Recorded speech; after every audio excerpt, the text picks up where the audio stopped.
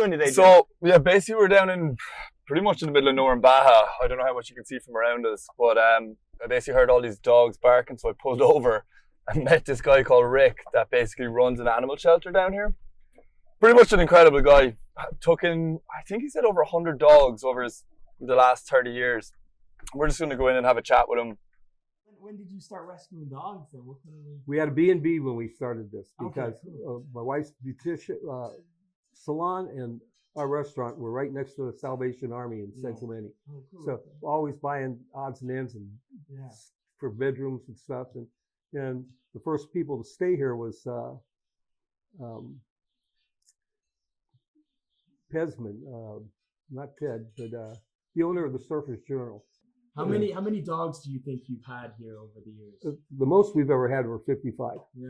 And But total, like how many dogs do you think have come through? Could you God, even put a number on it? I have never even done that. Matter of fact, I told them, we're going to go. We have about 55, 60 adoptions in the United States and Canada. She said, no.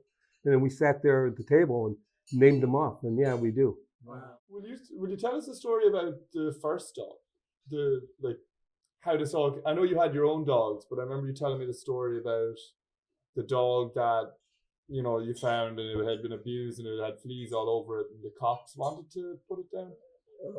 Yeah, well, that's how they all were in the beginning. I didn't take them if they were okay. Yeah. I mean, I'd scream at somebody to take care of their dog, But these are dogs that nobody touched, nobody give it a day of time, It's walking on the road starving and nobody does anything. Yeah. So How much are you spending on each dog?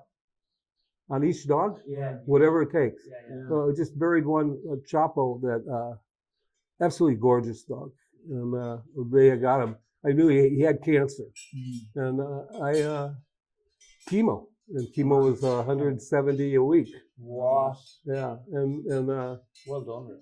four treatments. And then Maria told him, we just can't do that anymore. So she told the vet, and I was over the vets, and I said, I'll take care of it. I'll get the money. So I still owe him a little bit, but I do anything. Yeah.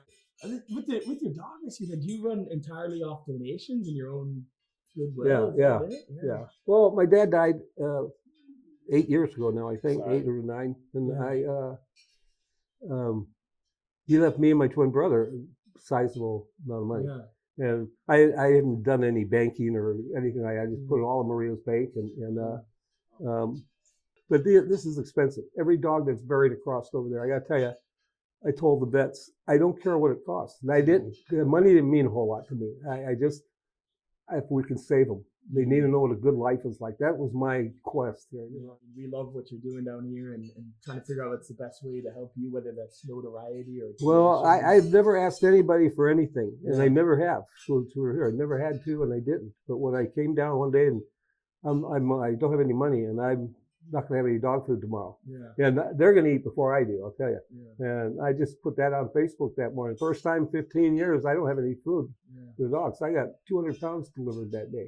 Wow. From my friends in Cuatro Casas and other ones in Rendria. And, so I always, on Christmas and stuff, I thank the number of people that donate food. And people over there come down here, they don't come without bringing a bag of dog food. And, that really helps. But you have the stretches sometimes during the year that, doesn't work out that good.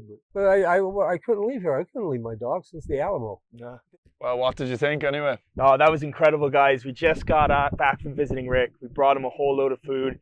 Really inspired by his story, his generosity. I mean, what he's doing here is absolutely incredible. He's got 37 dogs there at the moment. He's feeding them all off of his own goodwill. We're really trying to do whatever we can to help Rick out, so we will drop a link if you guys wanted to make a donation.